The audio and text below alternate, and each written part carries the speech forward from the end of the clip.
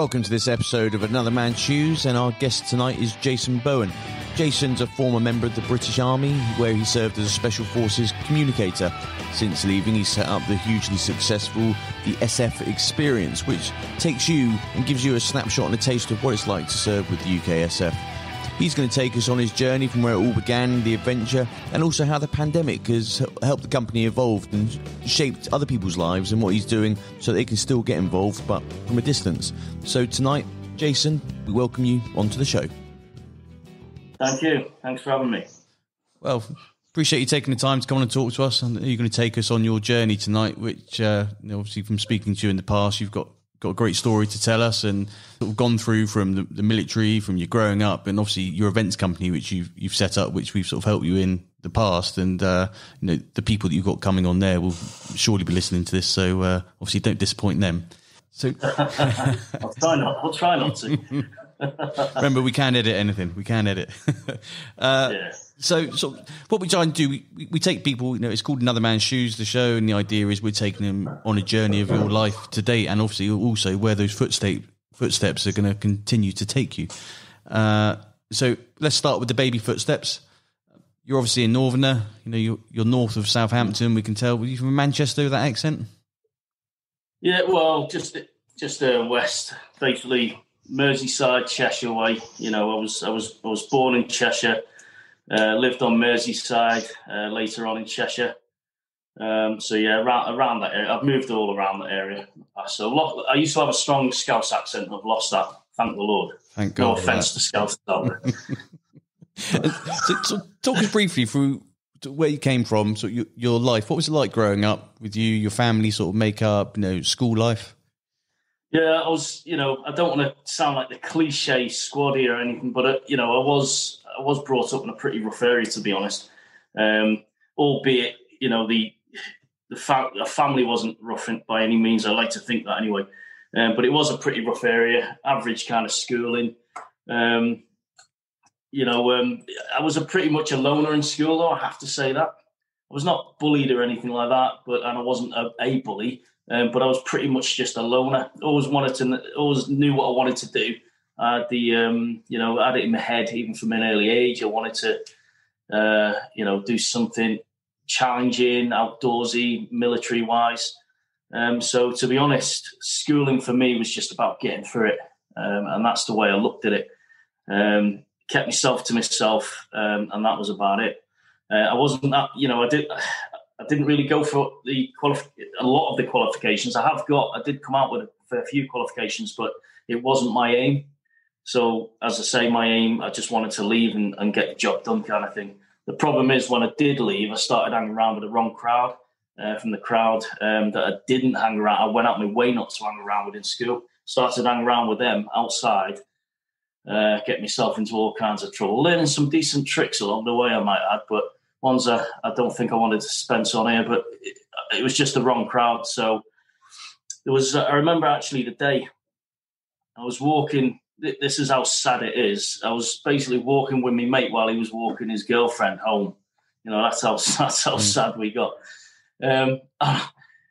He says, give us 10 minutes, mate. An hour later, I'm still stood there realising what an idiot I was. And at that point, that's the next day, I took myself over to Marley Street in Warrington and signed on that dotted line like I wanted to in the whole school period. So all through school, you knew where you were going. And so you knew you wanted to join the military, so kind of school was just a tick in the box. You got to get through it, just keep yourself to yourself, try and stay out of trouble, even though I think growing up, most people get in with the wrong crowd at some point, and you either sort of see that and you address it and try and get away, or you end up probably getting sucked in too much. But was that your first sort of foray in the military? Was that in the uniform, or did you do anything before that? Were you in the cadets, scouts? I was pretty much in school, probably down to hormones or whatever. I really didn't know what service. I knew I wanted military of some kind. I was in the Army Cadets, in the Air Cadets, the Sea Cadets, back to the Army Cadets. I just knew I wanted something, but I didn't know what. I'd pretty much been in the cadets for most of the time, learning some skill sets. And I ended up going back to the Army Cadets, so I pretty much knew that that's what I was getting, guided towards. So, yeah. It's a really good organisation, the Cadets. I mean, I joined the Cadets when I was a nipper, and you actually learn a few good skills that stayed with me when I first joined the military. And I still think back about little things, just teaching you about like the layering system when you're camping out, and good dress sense, and how to bull your boots, and how to iron your kit and present yourself. And I think it's just some really good skills there that a lot of people miss out on today. And certainly when you join basic training, it helps.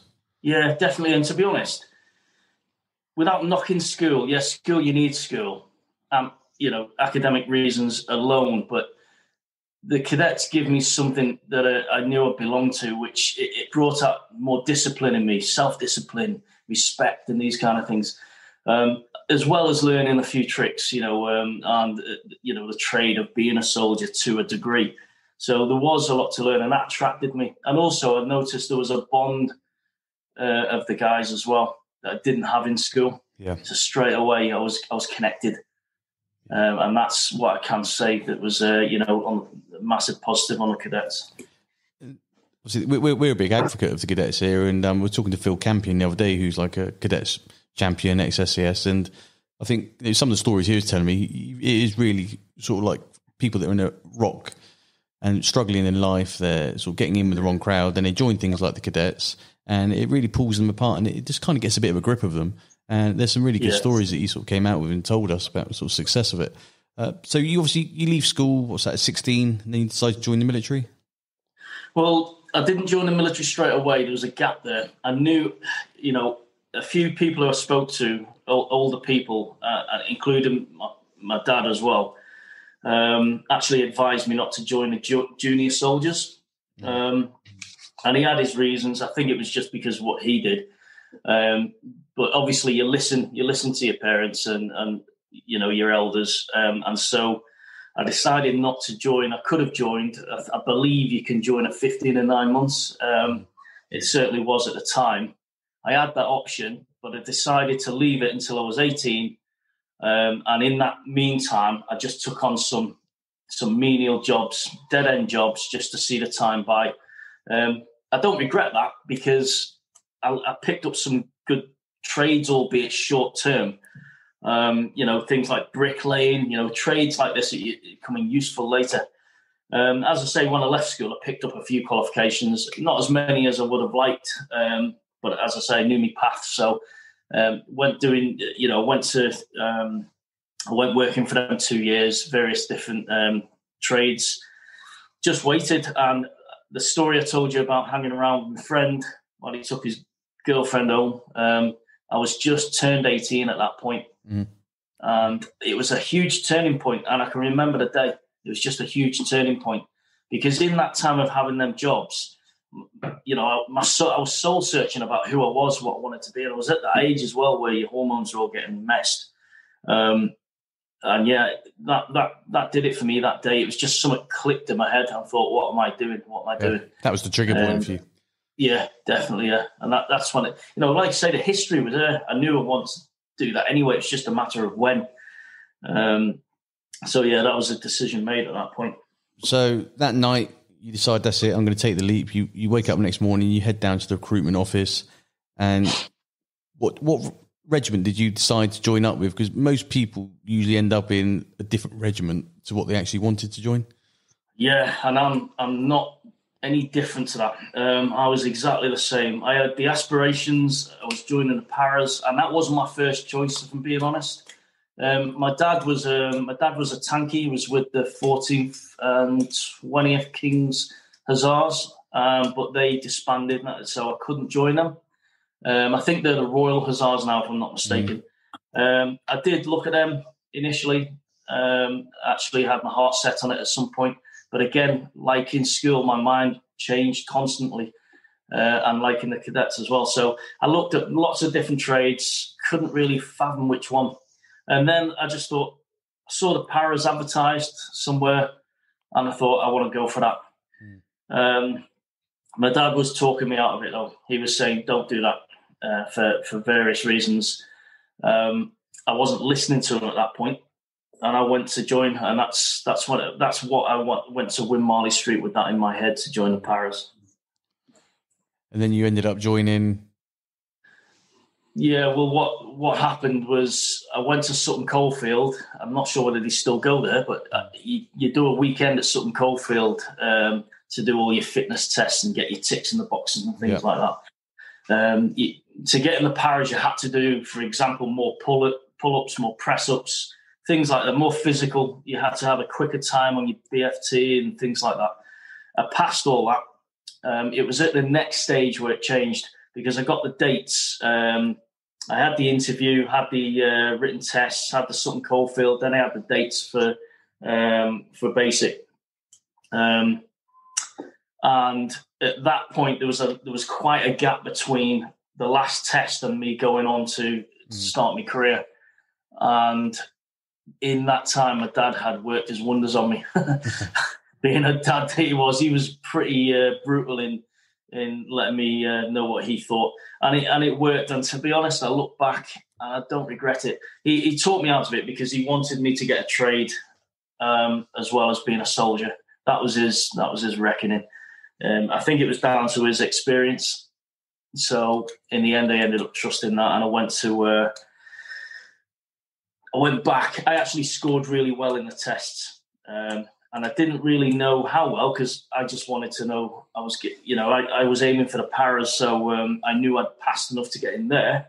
I didn't know that I'd passed to get into other units. But apparently, when I went back to discuss this with him, I'd scored really high and had quite a lot in front of me to choose from.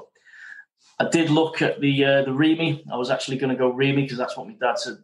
Really good to get into engineers. I was going to go there. I thought the engineers as well. I ended up, cut a long story short, Royal Signals. That's technically, I thought I could get a good trade off the back of that, and that's what I went for. And I got the right amount of the scoring on the tests. I'd already completed all the physical tests, so it's just a matter of changing the name on a piece of paper, basically. Just do your aptitude. I was the same, because I obviously joined the Signals as well, which was about my fifth choice, I think. So I wanted to jump out of planes. I wanted to be a Marine. I wanted to do anything. I wanted to be a side door gunner. All these like jobs, but they've got the posters in the recruitment office. But the guy at the recruitment office, he said to me, he goes, "Look, I'll give you one bit of advice." He said, "You can do all of that stuff, which is great fun for however many months, years you stay in. But the minute you get out, how many side door gunners do you see? How many tankies do you see? You're going to really sort of pigeonhole yourself what you can do in the future." He said, "Join a regiment with a trade, be it an engineer or Signals, and get a proper skill set, get a qualification. And then while you're within that regiment, you can diversify. So if you want to go and jump out of planes, just go become an airborne signaller. If you want to go Special Forces, you can become a Special Forces Communicator." And so obviously that's the branch I went down. I think anyone that's listening to this, the good advice is you don't necessarily need to join the Paras, you don't need to join the Marines, because you can still join those organisations, but get a trade at the same time, which will see you for that career that you'll have after the military, which ultimately you will.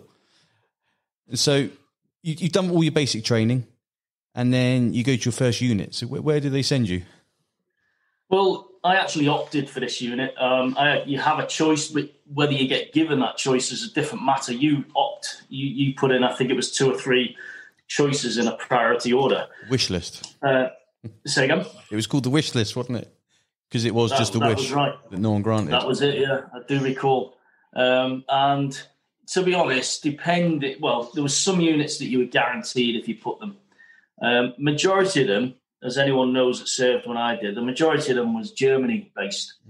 I had, unfortunately or fortunately, depending on how you look at it, I just met a girlfriend, or just started seeing a girl prior to joining the army. And in that time of passing basic training, going through that and getting to going for the application for my working unit, that relationship became quite, it become quite solid. So she didn't want me going away to Germany. And so that kind of took care of my choices, to be honest. UK-based. So I looked at UK-based units, and two infantry division was one of them, based at York. So I went for that, and I got that straight away. So yeah, not a bad unit, to be honest. UK based though, there was a lot of downsides to that, which I found out quite soon. It was like a holiday camp. Some guys like that, and some guys treat it as a unit for when they want to, they're thinking of leaving as well. So they'll go to that unit. It's kind of like gets them prepped for getting out. I didn't know that at the time. But it was a unit where at the weekend, everyone just bomb bursts and goes home. It was like empty camp. And you could argue most of the evenings as well. And it felt like I was more in a 9-to-5 job than I was in the army. Yeah. And I started getting itchy feet with that, to be honest. So what did you do to try and address that? Initially, I was actually going to leave. I was going to leave the army altogether. But then I started coming to my senses and thinking, look, this is just this unit. So I was thinking of my options, and I went to see the troop staffy to speak about what my options were. He laid some out in front of me, and one of them was to work in the gym, be a PTI, go and do me Akai PTI course, work in the gym. The other was, there was different trades I could transfer to and things like that. But it was the actual unit, and I was stuck with the unit. I couldn't move anywhere for a little while, so I had to choose within the unit. So I decided to go and work in the gym, go and do my PTI course, and that's what I did. I was lucky enough to meet Kelly Holmes, the now Dame Kelly Holmes, who was working in the gym at the time at York as well. Was she signals then at the time? Yeah, she was Royal Signals. She worked as a PTI in Royal Signals in the gym, and I was training with her all the time, inside the gym and outside the gym. Become quite good friends. Again, though, after a while, me being me, I started getting bored of that. I thought, is this what I've joined the army for? Because no offense to guys who are working in the gym, but for me, I was always doing stuff for other people all the time, and it become like a very predictable each day, and it's not what I joined up for. So again, I come to that proposal in my mind. What do I do? Do I leave the army? And I was actually in the process of leaving the army, which would have been pretty premature, to be honest. At that point, I decided to go and see someone who I found out who was posted into the unit. And it was an SAS captain. I won't mention his name on here. But he was posted in to Tudiv. I didn't know who he was, but someone pointed him out. And I had a word with him. And his words to me, which I still have in my head, were, do you want an adventure? That's what he basically said to me. And that's all I wanted to hear. I just needed to look up to someone who was looking at me and saying, do you want an adventure? Yeah, of course I do. And that's we had a good conversation off the back of that then. It's difficult to explain, isn't it? Because someone who's just spent their life in the gym or just been in the regular green army, as you sort of call it, just done a day job, they've never experienced what, like, this adventure, so to speak, what it's like. Which is why it's very difficult when you go from being on that adventure back to the Green Army. A lot of people then leave because they can't cope with the sort of the mundane day to day because you haven't got all these things happening daily, being sprung on you. And then next thing you know, you're on a helicopter, your page is going off or wherever it may be. And I suppose before we sort of get into all that, what year is this we're talking about now? This was early 90s. So around about, I was working in the gym for about a year and a half. From around end of 91 to 93, around that kind of era. Sort of post Iraq 1, pre-Bosnia. So Northern Ireland was about the only thing that was going on at that time. Yeah, well, it's ironic because the first Gulf, I was actually on my driving course, driving trucks around at the age of 18, and I actually volunteered for that conflict, was not back because I considered myself a fully trained soldier at that point. There was only me driving to do. Yeah. So if driving was the difference of me being a fully trained soldier or not, then fair play, but I didn't think so. So I volunteered myself and a couple of other guys in my troop as well went to volunteer because we were like, this is what we joined up for. But we just got knocked back because we hadn't finished that driving course. So it was a shame, really. So we missed out on that just by a hair width. Yeah, shame. But from what I hear, it was a bit of a boring one compared to yeah, Golf 2. I think so. There was a lot of white handkerchiefs flying around, I believe. Yeah, and so I suppose for anyone that doesn't understand, when I used to tell people I was in the Royal Signals, they'd be like, "What, you're like a train operator or something? You stood on the side of the railway?" I'm like, no. It's obviously not a very sexy regiment in one respect, but actually anyone that knows about the Signals or who's been within it, there are some amazing opportunities. You know, if you've got the fitness and you've got the right mindset, that you can go down these certain avenues, and then the adventure does start. A whole new world opens up. You get to play with some great equipment. You're obviously right up there, you know, as an operator. And so I think obviously that's what the captain that you bumped into, that is a pathway that he very much set you on. Yeah, definitely. And, you know, it was certainly changed my mindset straight away. Off the back of that conversation, the polarization of my brain was 180. It just took a 180. I suddenly become army barmy. I suddenly become, you know, fixated on the military at the extreme. And I wanted to get out of that unit I was in because I was surrounded by people that didn't want to be there, and it was affecting me and it was rubbing off on me. And I wanted to be among lads that wanted to do something and wanted to go somewhere. The gym, working in the gym got me that to a degree, but speaking with the captain, you know, Special Forces guy, he gave me that inspiration that I needed. And if I'd have met him a little bit earlier, I'd have done it earlier. I was still young at the time, though. You know, early 20s I was at that time. But yeah, he said, if this is what you want, I'll sort it. And before I knew it, my application was getting filled out to go to a great unit called 264, which are basically SAS signals. And that's as soon as I knew, because I didn't know much about this unit. I didn't know much about it at all. And not many people do. So it was a brand new thing for me. And and I suddenly started to learn everything about it. And that's where my path started at that point then. So you decide you're going to become a Special Forces Communicator. You're going to go to 264 and obviously operate alongside members of the SAS. And that isn't an easy journey in itself. I mean, the attrition rate is something like, was it 80-odd% on the course, only less than 20 pass. So talk us through what that involved. Well, first of all, my knowledge was limited. And obviously, you know, we're talking early 90s here, so I couldn't get on the internet and find all this information out. You know, we didn't have the technology we got now, or the information or the sharing that we got now. So everything was word of mouth, and even more so like whispered by mouth. So it was all cloak and dagger, hush, hush stuff. So I found out what I could. I knew I had to be fit. That was the main thing. I was already fit at that point anyway, physically, generally fit.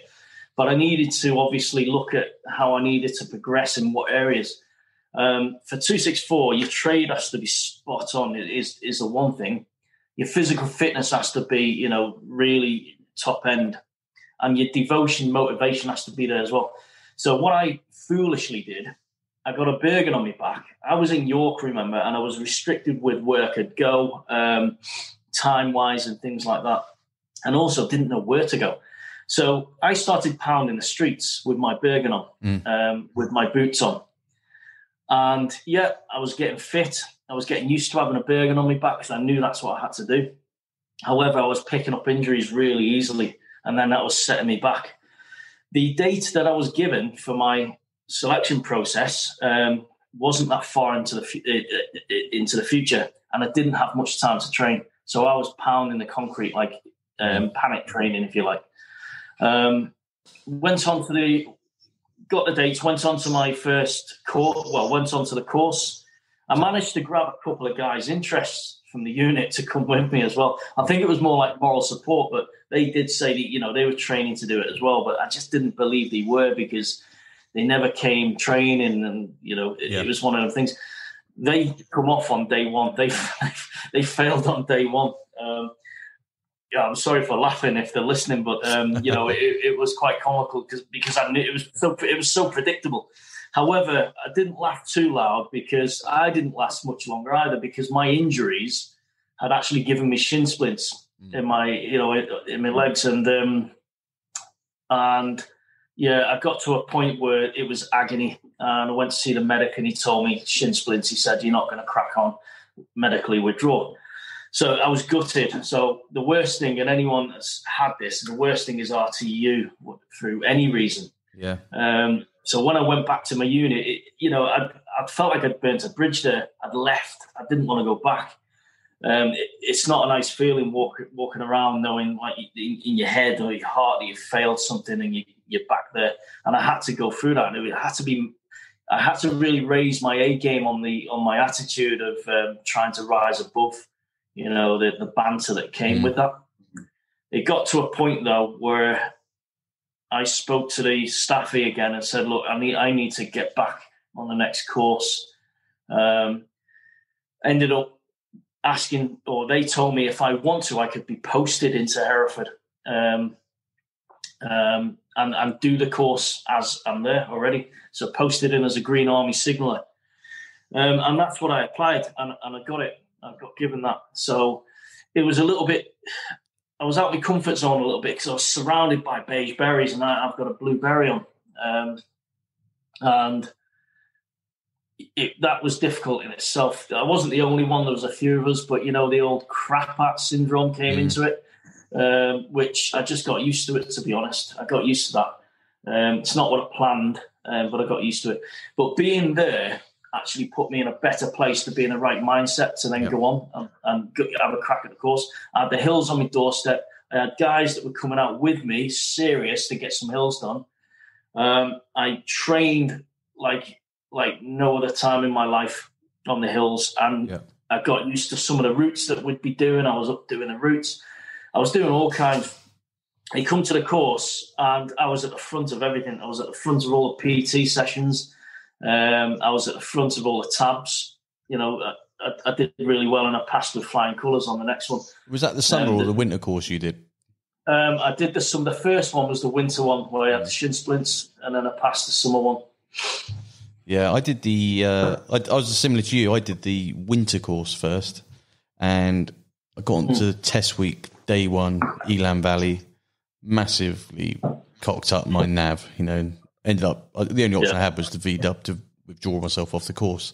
But when I went back and did the summer course, it was like chalk and cheese, because obviously you got the extra hours of daylight, it's warmer, you haven't got all the wet weather and all the coldness of the winter, but knowing the routes, because you know it, and it's amazing how much time you can take out and how much confidence you've got, because you think, I've done this before, and now to do it, and actually I know these little tricks that I've learned, these little shortcuts, these little goat tracks, and that you sort of take. And so, but if anyone said to you now, would you do the winter or the summer course? What would your preference be? It's a difficult question, and I still get that. I still get asked that today, and it is personal preference. And to be honest, you can have a really good winter and a really good summer, and vice versa. You can have really bad of both as well. In the winter, it only takes a really hard snowfall to really slow you down, and it's not the cold that'll get you. It's just the ground conditions, really icy or really impacted snow. The same with the summer. When I did my course, the summer course, it was intense heat. I don't do well in heat. So, I would personally say to people, I'd rather do the winter course, but it does depend on the day, right on the day, not just the actual season. At least in the heat, at least in the cold, you can add clothes, for it being cold. But in the summer, you can't strip off naked. You've still got a radiator on your back in the form of a Bergen. You're still climbing inclines across the beacon. So, you're already beyond the excessive heat. So that's why I prefer the winter, to be honest. I mean, we'll talk a bit more about the hills in a minute when we come on to sort of like the TSFE, your company. But did you ever get the pleasure of the old Sickner, getting to the wagon and the next big reference? I mean, that was rife in my day. That was rife, and someone mentioned that quite recently, and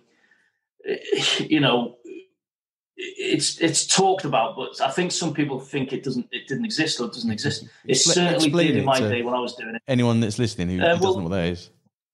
Well, basically, you go on your tabs, on your routine tabs on the selection process. You'll go from point to point navigating, and you get to each point. You get given another grid reference to get to the next point. You don't know how long that route is. You don't know until you get that grid reference where the next point is. You definitely don't know where the FRV, where the index, where the final point is. You don't know where that is. So each grid reference you get, you're hoping it's the last one. Yeah. And you don't know until you get there. So when you get there, the sign of it being the last one is either a 4-tonner, a twat vehicle. Sorry, probably shouldn't swear. No, that's right. Family show. And maybe a medic, something like that, an ambulance. And that's a massive sign that's the end. The signet is when you see that and you get there, it's almost like your body, it's the same as when you're on your last mile of a marathon or something like that. Your body kind of just releases something and it knows you're coming to the end. It certainly does that psychologically. And when you see that, you just release them and, them endorphins, and you feel great until you get there. And they give you another grid reference, and it's a stab in the chest. It really is. And that's the sickener. And every step you take after that, you lose the will to live, because you have no trust in anything that gets said to them. And it's done purposely.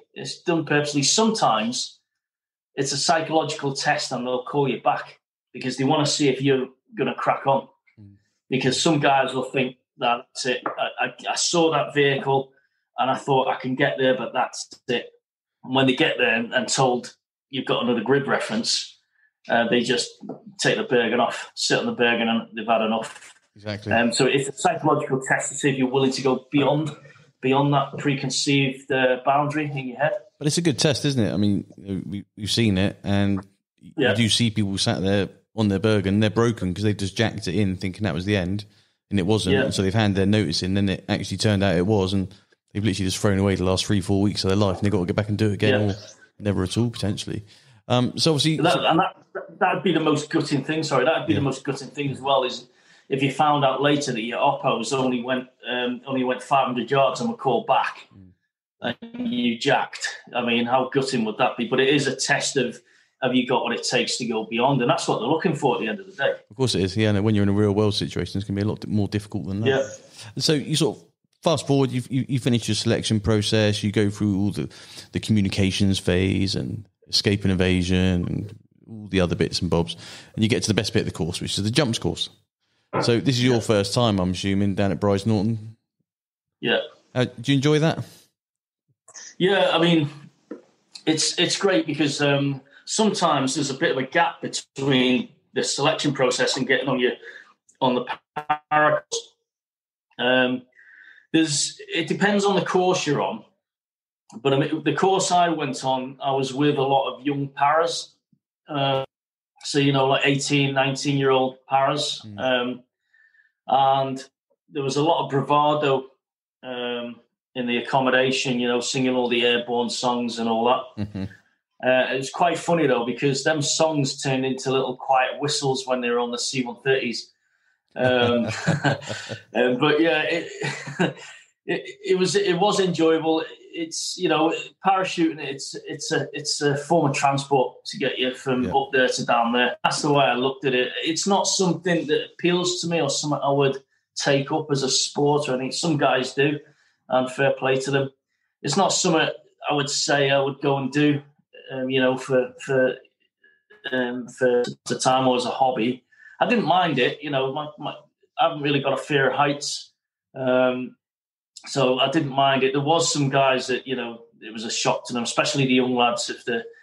I was young myself, but I was, a few years older than these young para guys. And some of them are just not quite made out for that. So it all depends. I mean, it depends on when you do it as well. When we did ours, like I say, it was early 90s.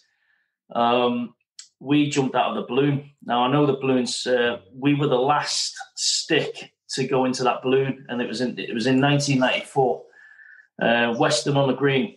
Mm-hmm. So you're in a balloon that takes you up 800 feet by a winch. And that was my first jump. In fact, that was my first 2 jumps was out of the balloon. And, I'd never jumped before. So that was my first experience. So you're in this box that there's 6 guys in going up with this balloon from a winch. This thing's from World War II days, and you can just hear the wind whistling on the cables. And it does put the fear of life into you, as it's going up. And you just basically, the PJI at the top just puts this bar up, and that's all it is a bar. And you basically just go to the front. You've got your reserve on your chest here, and you stand at the edge, and it'll just tell you red on, green on, go, and you just step off. But that feeling, then you're basically in free fall for a short time before your chute opens. But because you're dropping down, unlike on an aircraft where you jump out of paradors, you're jumping straight down with no wind at all. So you've got to wait for gravity, for the acceleration of your body to fill that chute. So you're in free fall for a little while. There's not a lot of time to open that reserve chute, let me tell you, on an 800-foot drop. So you've got to know what you're doing, and anyone that jumps will know you've got to check for twists in your canopy, because these are all PX4 round chutes. They're not the square chutes that you'll get nowadays. These are round PX4 chutes, and they twist very easy. Not so much actually with the balloon jump, more on the paradors. So the first 2 are the balloon jump, and then we go out in the C-130 then, jumping out of paradors. The C-130 being the main military transport, Hercules aircraft. So you jump out of the parador, and the aircraft's already doing around 100 and 120 mile an hour equivalent land speed. So your chute opens straight away because it fills with that air. So it's a lot. It doesn't feel as bad. There's quite a significant pull on your neck as it opens. And a lot of the guys, and I got them as well, you'll get twists if you don't exit properly. And if you land with severe twists, you're gonna hurt your legs. But yeah, my overall time there, loved it. It was a break from the norm, and yeah, it's just like to say something I had to do to get my wings as part of the course. And once you finish that, you get your wings, and that's you. Then you're Special Forces Communicator. That's you within them ranks. So that's the final element of that. So, you just this is like 6 months of your life that you've just given up, really, isn't it? Because there's nothing else to get on with when you're on the course. It is just all about the course, but it's all about the next stage, which is joining your Sabre squadron. You're going to go to A, B, D, G. So I don't think I'm putting anything new out there. I think it's been in every book that's been written since Gulf One. Bolton Mitties are obviously all in C and E squadron, if you ask them, because they don't know the makeup. So what troop did you go to? Well, I was assigned, you don't really get any choice with this, at least I didn't. I was assigned B troop, which you automatically assign the same squadron as the troop. Back then you was anyway. So I was assigned B troop, which is automatically assigned the Sabre squadron of B squadron. Like I say, you don't get any choice with that. So I didn't know one troop from another. It was just it was a troop. You automatically assign a squadron. So basically, you'll go off on exercise. You'll be on ops. You'll basically be with B squadron with what they're doing. Yeah. Not all the time. Sometimes you're seconded, like I was on certain trips, but majority of the time you're with your squadron. Yeah, and I suppose that's the interesting thing is because you've just spent 6 months with this group of guys that you become very close with and friendly with, yet the minute you go to your troops and your squadrons, you may not see those guys again. It is so busy. They'll be on different countries, they'll be on different notice to move, be different places. And remember I spoke to a mate of mine the other day. I was like, "Oh, do you remember so and so?" He's like, "Mate, I haven't seen him since we finished the course." And I think he was there for like 4 or 5 years, and he didn't see his guy again. It's that's how busy it is. The op tempo. Yeah, to be honest, the guys I did my selection course with, when I think back of my whole army career, I'm closest friends with them than anyone else. Yeah. And you're right in saying that. I didn't really see them after that process. They went, apart from a couple of them, the rest of them went off to other troops. And in 264, you are a very busy man. Your feet don't touch the ground. I went from 2 div in York at 0 to 100 mile an hour at Hereford. And my feet did not touch the ground. I'll give you an example. On day 2 of me passing my para course and being accepted into my troop, I was abseiling out of a Puma helicopter just outside of Hereford. And, life changed dramatically for me. But the guys, like I say, the guys are very busy. So if you're not on troop training, you're on exercise or you're on ops and you're overseas. To be honest, I can't remember wearing my uniform, my military uniform at all when I was part of that mob, because you're off all over the place. Yeah. The only time you wear your uniform is in camp, and I was hardly there. Yeah. Yeah. That's true. When you're sort of saying about abseiling out the helicopters, that's just reminded me of a story. We were down where you were on about outside of camp, doing some training. I think we were on a Puma. We were in Augustas, but they had a couple of those back in the day, didn't they? They'd had off the RGs from the Falklands. Yeah. And we right. We were whizzing around, and I think we were doing some sort of a show for the usual dignitaries, showing them room clearance or whatever. Mm-hmm. And but before that, they said, right, we're going to do some fast roping or abseiling out. But it's one when you come down, you abseil down so far, and then you all sort of swing in together, don't you? You sort of hold on to each other, bring your ropes up, and then you fly along, and you're dangling 20 meters below the helo. But it's one of the guys' birthdays, and so the pilot thought it'd be a bit of a laugh because on the training area where we're at, they've got make big, massive water bowsers everywhere so that they can sort of douse down the fires. So obviously we're all huddled together, all sort of roped up, and he just thought it'd be great to hover over this big water bowser and then just basically lower us all down, give us a complete dunk, and come out. And bearing in mind, this was like October, November. It was absolutely gibbering. Then he carried on flying around for 20 minutes. I mean, we were like icicles. But thinking back, what an adventure. So obviously, when you're on the in the squadron, you get to go into different teams. Did you get a chance to go onto the SP team or anything like that? Yeah, well, first of all, I mean, like I say, it was 0 to 100 mile an hour, like I said. So first of all, I went straight on.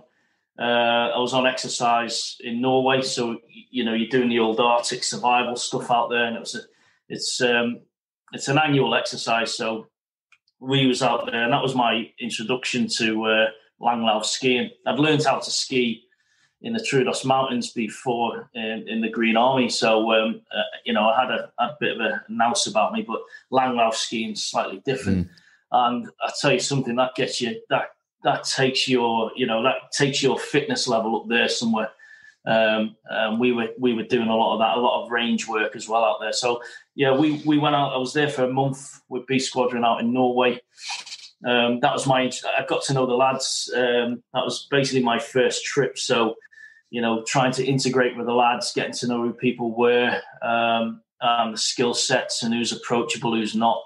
Because the regiment's no different to any other unit. You've got people who you don't want to talk to, and people who you would. You've got different personalities. You've got personality clashes. It's worse so in a close knit environment like this because you've got to be able to get on together basically. So it's in these kind of environments that you learn that. It was a lot of fun. Bloody cold at -30 on average, but it was a lot of fun out there.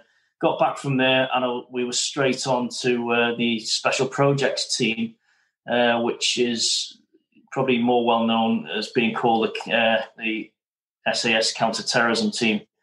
And the squadrons rotate on that, but yeah, I was on that team for 6 months. You're doing all kinds of exercises, as you can imagine. There's lots of different scenarios you go through. But there was your fitness had to be your fitness and your mental agility just had to be right up there. You're working at the highest level for the highest level. And so, you've got to be committed. Now, with 264, you've got the option of, you can kind of like take a back seat to a lot of it, or you can be up there with it. Now, I'm with the guys in the squadron because I got to know quite a few guys really well. And so the communication and the interaction was great. So I had a really good time on the team. And it's probably, out of my military career, probably the peak. Yeah. When I look back on that, just for them 6 months, I was in. You can't leave Hereford in that time. You're on standby constantly while you're there. So I never had my green army uniform on ever in that time. You're in civvies all the time, or you're in the black kit, depending on what you're doing. But yeah, a really eye opener, and that's when you know all that training was worth something. Yeah, when you're doing that kind of stuff. Yeah, yeah. I mean, you don't want your pagers to go off, but you do, because you want to know what's going to happen. I suppose for anyone listening, like the special projects team, they're the guys that get called when an incident happens in the UK's or potentially overseas. But typically, you think about like the embassy siege. That would have been the FSP team that were getting a shout, and obviously or the 7-Eleven, all that, they would have all been rolled out on all these different events that happened out there. So obviously at this point you're thinking you're going to get out, but did you any good trips? I suppose it was Bosnia or something around about that time, wasn't it, for you? Yeah, this was all before your likes of your Afghanistan kind of conflicts and trips out there. This was all before that, so you could argue that we were living in a relatively peaceful time. Lucky or unluckily, every soldier joins the army to be a soldier at the end of the day. Bosnia was my gig. Bosnia was kicking off at the time. So I went out there. I was seconded by a different squadron for that. So we was out there, and basically we were occupying a house out there. So a small, close-knit team. There was 5 of us, and it was basically working on intelligence. So going out and infiltrating different groups, getting intelligence, coming back and reporting back. That was the main job. It had its challenges. Again, you're living with 5 guys. I was there in this particular house for around 6 months. And you can imagine if you didn't get on with someone and you had to do everything under the same roof with these guys. If you didn't get on with someone, then it's pretty, you're in for a bad time. I wouldn't say I was lucky there was a guy I didn't properly, we didn't mold together, and you're always going to get that. So it's just about using a bit of common sense and keeping your distance and stuff like that as much as you can. But again, you did have to be as one. We were there as a team, so you had to, do your job basically. Tough time. 6 months is a long time to be in theatre, especially in a close proximity like that. And after that, there was a break. I came home for I think it was just shy of 2 weeks. I think it was about 10 days. And then back out there. I was there again for close to 6 months again. And it was a slightly different feel to it after that. The war was over, and it was more of the intelligent gathering side of it. And I was back from being in the house then. I was in Sarajevo then, in a bigger built up area at that point. But the whole trip, it wasn't my best time in the military, I would say. But the job itself was great. It's just like I say, you're living and breathing in close proximity, and you've got to act as one team. So, but yeah, it was an experience. It was an experience for me. I got involved a lot on the peacekeeping side of it as well. So there was guys not from the UK, but it was guys from other countries that I was working with on the second phase that used to come into Sarajevo. And there was a lot of hearts and minds going on at that period, which I was really heavily wanting to get involved with. So that side of it was great as well. I suppose, and after Bosnia, this is when you decided, maybe look at pastures new, get out. So you sort of started resettling, really, to come back into civilian life. Yeah, and when I look back, I can pretty much think it was, I didn't fully enjoy my time in Bosnia, and I think it was a lot to do with that. So I was thinking of leaving. I was thinking about what I was going to do when I left. But when it came to it, I really didn't know. It took me back to my school days again about thinking, what am I going to do? Nowadays, when you join the army, you get loads of qualifications that are relevant outside. Back then, they weren't so relevant outside, albeit they're still worth something, and you could still convert. I just didn't know what I wanted to do. I just knew I wanted to leave, but I didn't want to leave into nothing. Back then, the army, I don't know what they do now, but the army offered resettlement courses, so I took them up on that. But I also looked after myself and did a course myself as well. So I ended up doing a close protection course, because that, let's face it, that's the natural progression of military guys when they get out. That kind of security, close protection, all that kind of stuff. So I did a close protection course, stroke surveillance, and I also did a comms course as well, because obviously I have an in-depth military comms background. So I wanted something civilian-wise qualification. So I went and did a diploma in mobile comms and did that as well. So I was pretty set up for when I got out. And I suppose one of the interesting things, you speak to anyone when they do their resettlement, they kind of do whatever the hot subject is at the time. So when I was getting out, it was like fibre optics. Everyone was talking about that and doing these mobile phone masts and rigging and what have you. And then I suppose it's probably fast forward 10 years. I'm sure it's something different now, computer stuff. And the same with yourself. When you got out, obviously you did comms and security, which was a big thing. But did you actually find that you ended up doing much of what you were going to resettle? Have you gone down a different path? Yeah, I'm lucky, like I say, that I didn't just put all my eggs in one basket and go for one thing. So what I ended up doing, I looked at some close protection work, but it was so rife at the time. And the bubble had pretty much burst by the time I was looking at it. The money went pretty crap. And every man and his dog was doing it. And I didn't want to be another cog in that wheel kind of thing. So I decided to look elsewhere. I set up, I started in surveillance. I'd already, did some of that on a course. So I applied for a job in surveillance and I got took on, and I worked for that company for around a year as a surveillance operative in the UK. Pretty exciting work. It's not as glamorous as people would like to think it is. There's a lot of dull downtimes as well, but in all, quite an exciting job. Pay well, not that well, and that's what took me away from it. I think I was aiming a little bit higher than what I could get from that role. So I looked at my comms qualifications then, and I started getting into communications. Built up a CV, sent it all over the place, saturated the market basically, and a comms company picked it up. And I went from there. My feet didn't touch the ground. I was all over the place. Lived in New York for close to 2 years, working on comms stuff out there. And then I was all over. I was living in Tokyo for a little while. And if anyone's thinking about joining the army, do it, because this is what I'm listening to your dad who tells you not to join a unit and join another one, because this is all thanks to my dad, because I had that background.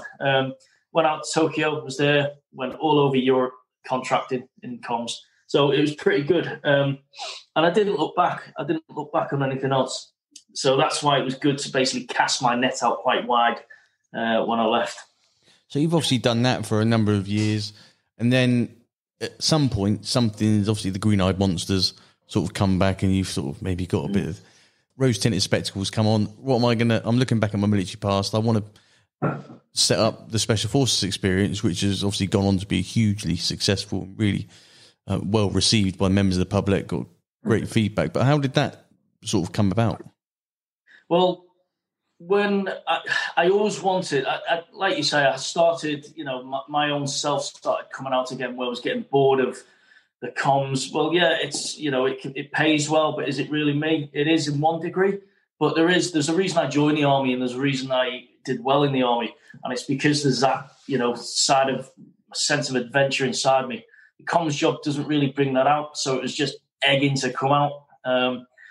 And so I started thinking along the lines of setting something up outdoorsy.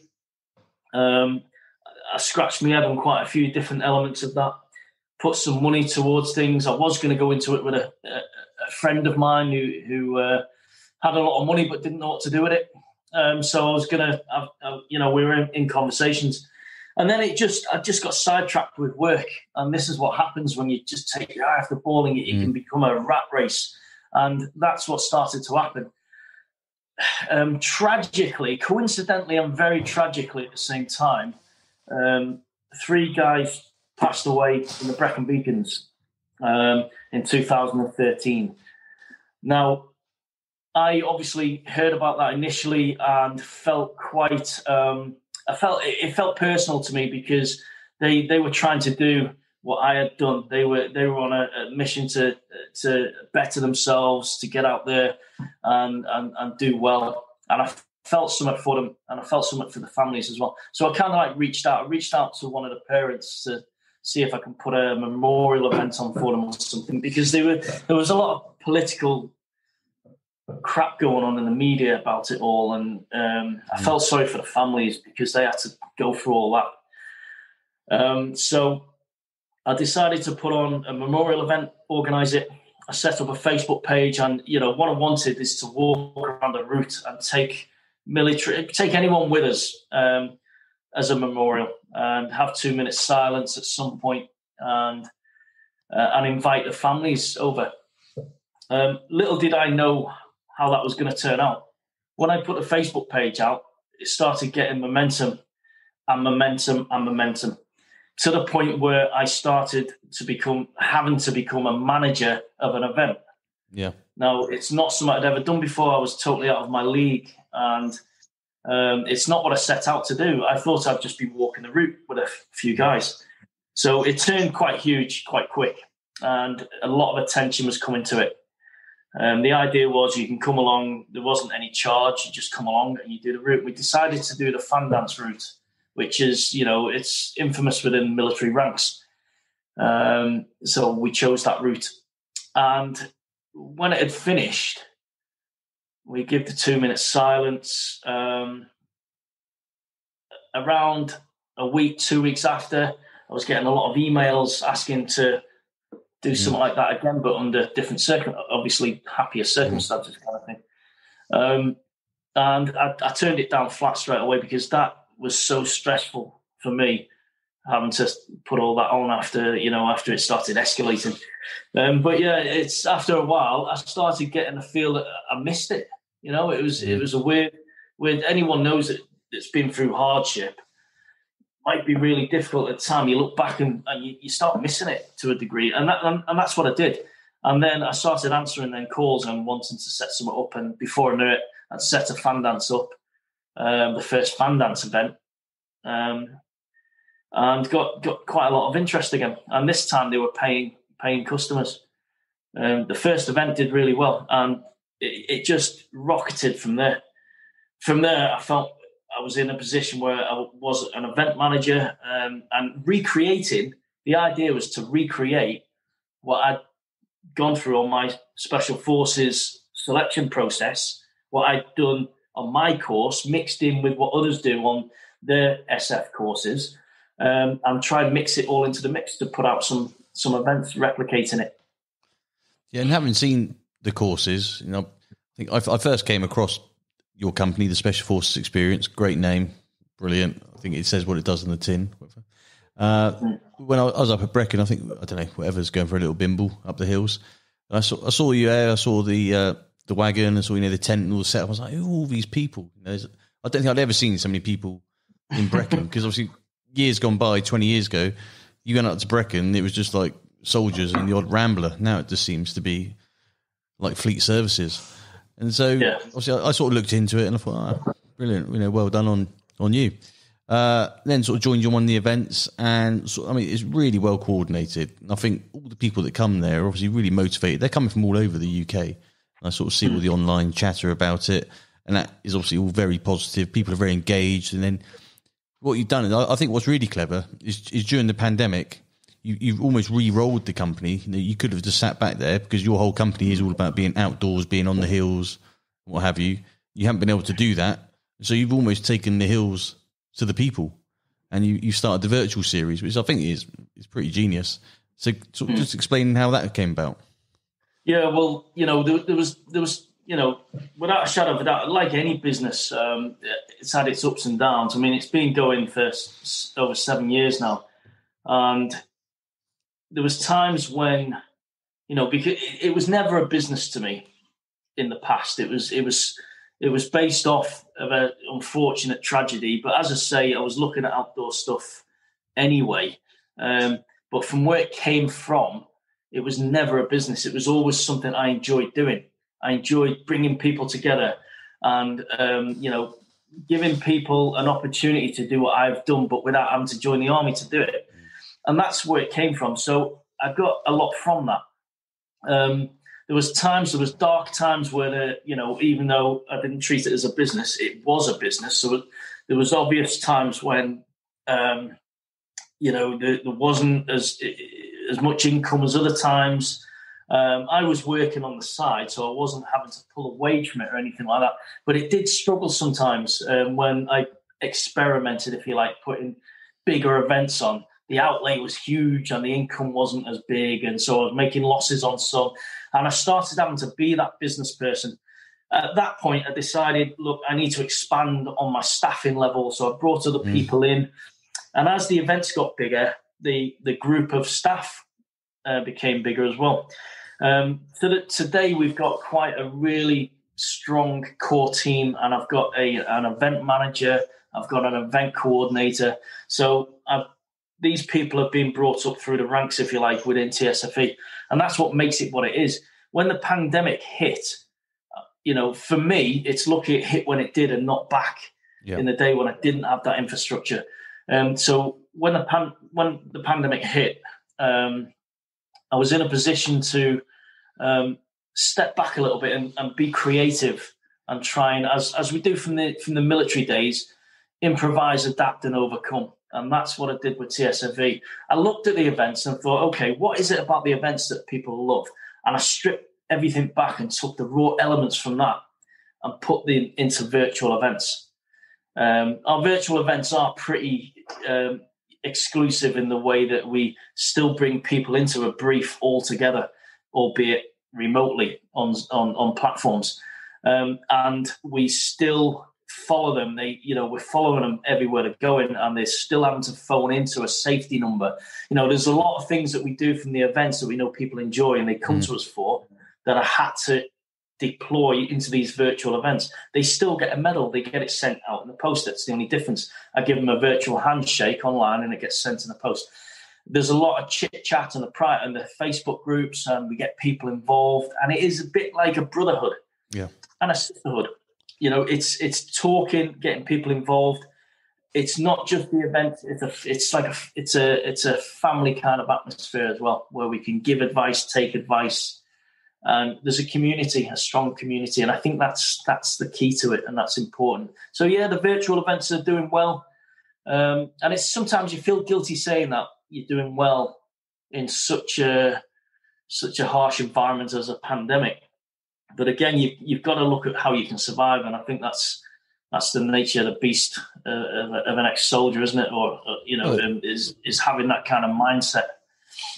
It is, and I think one thing I noticed, everyone's really engaged in it, but especially in these times, obviously the NHS talk about these sort of 5 steps to mental health, and you kind of tick all of those off within what you're doing. They're talking about get off the internet and speak with people, and whilst you can't necessarily do that in person, your courses allow you to do that, and getting out and getting all exercise and learn a new skill. You're sort of throwing that all out there. So I think that's where, when we've been in this really dark period, this last 12 months, what you've been doing online is obviously, it's been a beacon of light for a lot of people, I'm sure. And it's also very inclusive, isn't it? Because you don't necessarily need to be some sort of superhuman to come and do it. You can it caters for people with many abilities. And that's it. What I tried to do, the same thing what I did with the virtuals, is stripping back the things that we can't do and concentrate on things we can. I did something very similar with the events as a whole.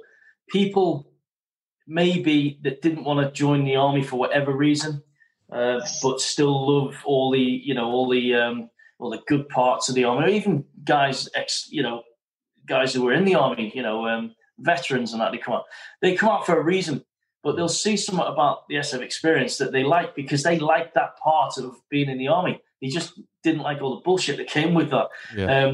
They're not having to sign up to anything when they come to us. They're just, they're taking part in the events, and it's all the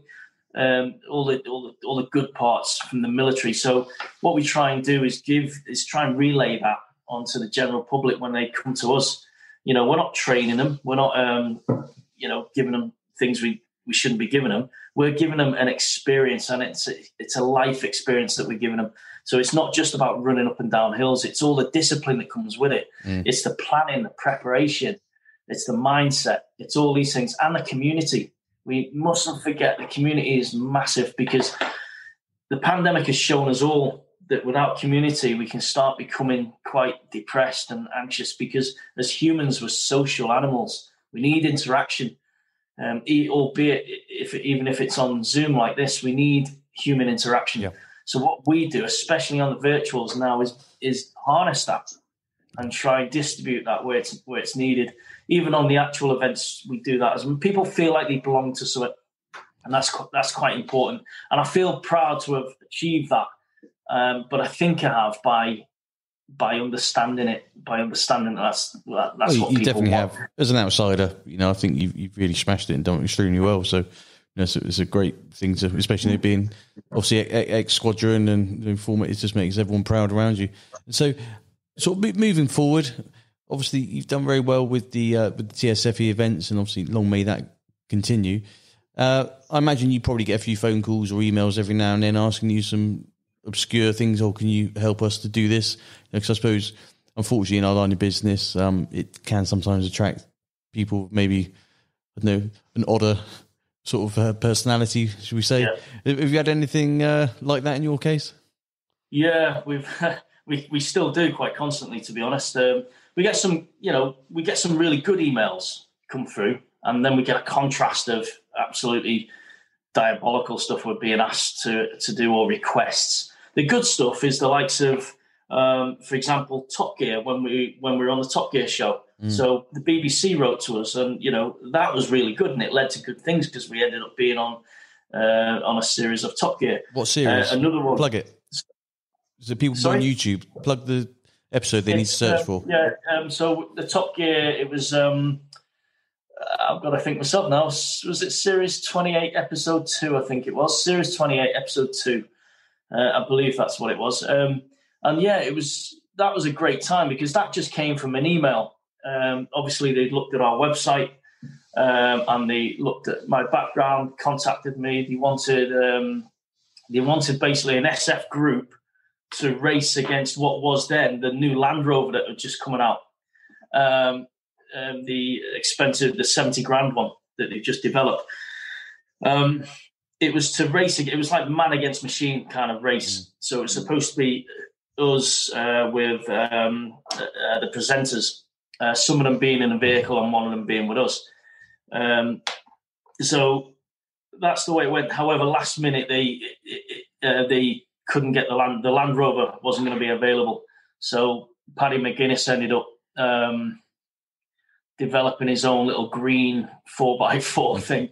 And it was basically a race against that in the Cairngorms. So it was something like 25k or something we were doing. And we had to just pick our own routes. The vehicle picked its route, we picked ours, and it was a race to get back to the other side of the mountains.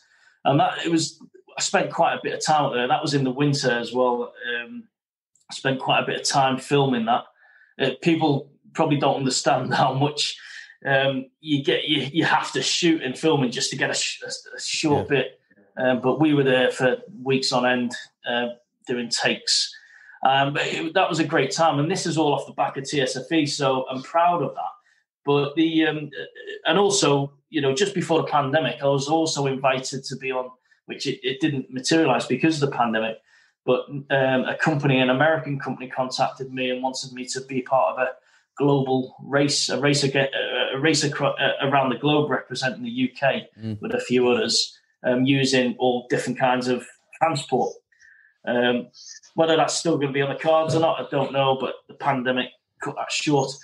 But the downside of getting these emails, what you were just alluding to there, is we get requests like, can you teach me how to fire an AK-47? Can you teach me how to steal a car, please? That's because you're a Scouser. Maybe that's what it is. Maybe I'm being tested somehow. How thick does a pane of glass have to be able to come down a rope and smash through it? We get all these kind of things, and sometimes you think it's someone winding you up, but I'm actually concerned sometimes with some of the requests. And to be honest, we either, depending on what it is, we either politely say no or we just ignore it. But yeah, it's you're gonna, an outfit like ours, you're gonna attract some it's the nature of the beast. And I mean, you've taken us on a great journey tonight. So plans for the future? Where are you heading off to? We obviously, the pandemic is kind of like put a big pause button on us to do certain things. I've got sister companies. I mean, I'm currently running 4 companies at the moment, which again are all on pause because of the pandemic. But we've got subsidiaries at TSFV, so we've got a training wing. We've got trips out to Finland. We've got trips out to Nevada. We put Nevada Survival Desert course on even before the pandemic, which was very successful. No doubt some of your listeners will know someone that's been on that. Finland, as I say, an Arctic survival course. So we're running more than just events now. We've expanded into courses. We bring in professional guys. For example, the Escape and Evasion, the SEER team actually come in to help us on our survival courses that we run and overseas as well. The directing staff, who are all, the ex-Special Forces guys from various SF units, they help us and they join us on these courses and events. So we're expanding a sister company called Rocket, which looks, the events that we develop for Rocket are your non-military type events and expeditions. Like we took guys up to Kilimanjaro. We were about to do Everest Base Camp, but then the pandemic kicked in. So all this is waiting for the pandemic to cool down, get the green light, and we can roll it all out again. And that's my dream, is to roll all this out and basically to continue putting on a space for people to come into our world and see what it's like. 'Cause it's not all about aggression. It's about, sometimes it's hearts and minds. So it's about having the mindset. It's about being able to go from 0 to 100 mile an hour just at a click like that. It's having the discipline to not be at 100 mile an hour when you don't need to be, and to be back, to be at 0. It's about being, compassionate as well as passionate. And you learn life skills. And that's what I want to try and, broadcast to the outer world, because it's not just what people perceive as being military. And that's what the SF experience is about. And guys that have come on and had to go with us go away knowing that, and hopefully they bring more people in. That's brilliant. I think you've really typified everything that I've seen as well there. And long may it all continue. I look forward to seeing some of the new courses you can be running, some of the adventures, and anyone who gets to go on one of them is very lucky, because obviously they're limited places, and so they are going to learn some fantastic skills and really get a life experience that they won't get elsewhere. So, okay, one of the questions we sort of finish off with on the show, and we ask our guests, is, in your grab bag, if the balloon goes up, there's a problem going on somewhere, you've got to get out of the house quick, what 3 items would you have in that bag? Oh, good question. I definitely, it stands to reason it'd be my boots is one. My Bergen, I've got to say that, haven't I? Because I have got a grab bag. This is just the army in me. It's as if I'm expecting something to happen. I don't know the end of the world, a apocalypse or something like that, because my Bergen is always packed for that scenario. So I've got that, but I suppose my Union Jack mug. I mean, that has to come with me. So I'm going to say that's going to be my third. Fantastic. Because I do make a good brew. It has to be said. That is a big mug as well. Yeah. Brilliant. Okay. Well, I think we've all enjoyed your journey tonight, and obviously this will be going out, and we'll get lots of people and feedback, and it'll be going on Facebook and Instagram. So obviously any questions that come back, we'll forward them on to you, and I'm sure we'll be able to sort of see them and answer them. So if anyone that wants to find out more, they want to follow your journey, continuing on, they want to go to the company and do one of your events, where do they contact you? They can go to the website, which is all the W's, the sfexperience.co.uk. They can go Twitter at TSFE Events, or the other social media platform at TSFE Events, or just stick the SF Experience into Google. You'll find us. Facebook, we've got a large platform on Facebook.